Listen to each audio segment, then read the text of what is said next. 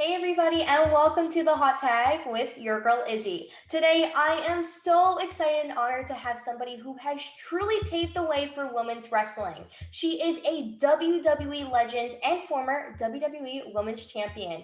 You may know her as Mighty Molly or as Molly Holly. So, welcome to the show. How are you? I'm doing good. Thank you so much for having me. Yes, thank you so much for coming on the show. I am so excited to have you on. And before we get into the real questions, I know you told me that you're not very connected to social media, and you once said that you don't even have a TV. So you're kind of doing your own thing. But I think when the pandemic hit, like a lot of us went into like that Netflix binge watching mode. So did you go through that phase? And if I so, did what I show? did do the Tiger King. And I also Tiger King was amazing, but It I was. also watched Highway to Heaven with Michael Landon. Oh, I Okay. know you're too young to know who that is, but it was a show where an angel came down to earth and posed as a man and like helped make tough situations better. And it was very like inspiring and heartwarming. And so I really enjoyed that on Netflix. Oh, that's sweet. I definitely like agree with you. Like Netflix really like created an escape for everybody. And when you said Tiger King, girl, Tiger King was where it's at. That's where everything was happening. But I think we need to jump right into the real questions. And I want to start with your amazing career in the pro wrestling industry. And in this business, there are several critical aspects when it comes to characters. I mean, you had different personas from Molly Holly to Mighty Molly. So, what were some of those challenges that you faced with these character changes? Well, the first character that I even had for like my big break was a major challenge for me in that I was to play a beauty queen, Miss Hmm. Madness 99 with Macho Man Randy Savage, and I was supposed to wear high heels and a dress to the ring, but the only other time I'd worn high heels was at my senior prom.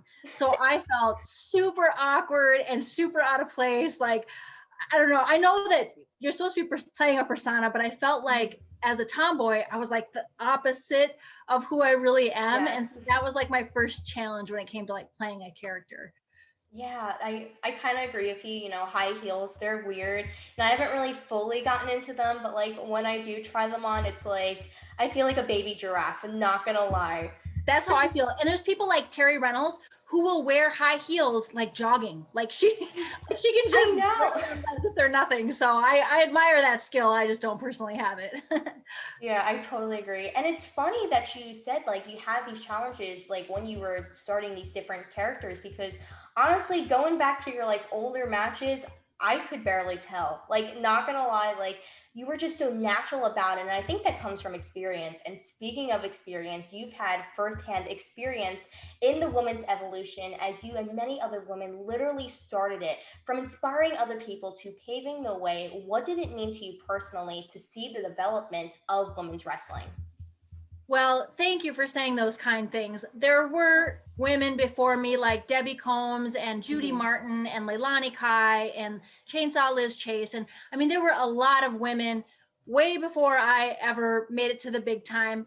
But right about the time I broke in, there was kind of a lull in women's wrestling, I'd say. There Hmm. wasn't a women's division.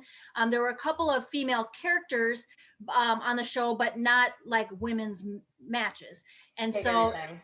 so it was really awesome to be able to go from Miss Madness 99 to eventually having some matches that didn't have a storyline and they weren't for a title, but it was in the WCW Saturday tapings that they used to do at Universal Studios in Orlando. So the behind the scenes, the people who like make the show happen got to see like, oh, there's some girls out there that actually know how to wrestle, Okay. which eventually when I went to the WWF at the time, then I got to start to showcase my skills more, and then eventually matches, against Trish Stratus, and then eventually a women's division. I mean, there was a women's division then with Jacqueline. I think she might have Hmm. been champion, but it was anyway. It was fun to see it grow from just a couple of female characters to all of a sudden you've got a whole bunch of girls that are really moving and shaking and making it happen. Yeah, it's so awesome to hear that you were a huge factor in the women's evolution. Like, it's just like it's incredible to talk to you, like, since you were part of that evolution. And I want to jump into something that you talk about a lot, and that is how you give back to your community. For example, you help out other women turn their lives around which is just truly amazing. So tell us, what led you down that path to want to help out and give back to your community? Well, I think part of it is just like I was just born to be like a helper.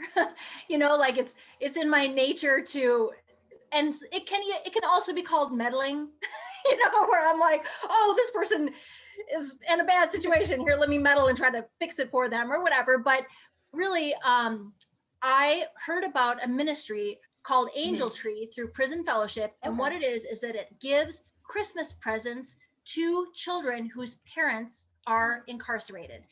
And I was like, that is so amazing that those kids, even if their parents can't buy them presents because they're in prison, that they can still get them. So that is what kind of got me into the kind of ministry that helps people coming out of incarceration or helping people with addiction problems, because most Mhm. people that are incarcerated have some connection to chemical dependency. And so I'd say that was just hearing about the Angel Tree ministry from Prison Fellowship was the first thing that really made me want to get involved. Yeah, and that's really sweet to hear that you want to give back to your community, with your pro wrestling career, like as your background. And as we wrap up this interview, sadly, we discussed your trailblazing career in the pro wrestling business. But I want to ask you this one last thing. You always said how proud you were of how far the women's division had come, which is pretty much like with the help of women like you who are female legends. So, which current female pro wrestler would you want to face? So whenever I brag about this wrestler, the Mhm. people, okay, so I'll just tell you, I think Charlotte is amazing.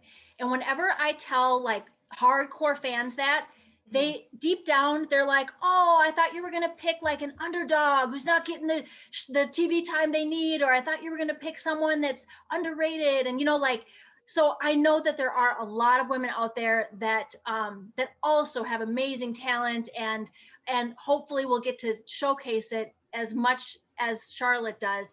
But really, I think that Charlotte is everything that a pro wrestler should be. And if I was going to face someone, that would be one tough match. I was kind of expecting you to say Charlotte. I was like, I hope she says Charlotte because that would be a really good match if it ever happens. But if that match happens, I would be so here for it. And I also just want to thank you for coming on the show, taking the time out of your day. I truly appreciate it. Oh, it's my pleasure. Thank you so much.